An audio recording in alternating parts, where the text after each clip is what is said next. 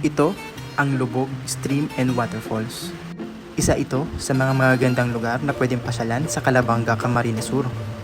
Mula sa sentro ng Calabanga ay magbabiyahe ka ng 10 minuto para marating ang lugar na to.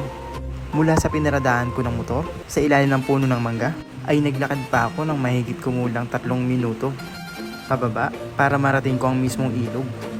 Sikat ang lugar na ito sa mga locals, lalo na ngayong summer dahil sa sobrang init ng panahon, mapabata o matanda ay sobrang nag-i-enjoy makapagbabad sa lugar na to.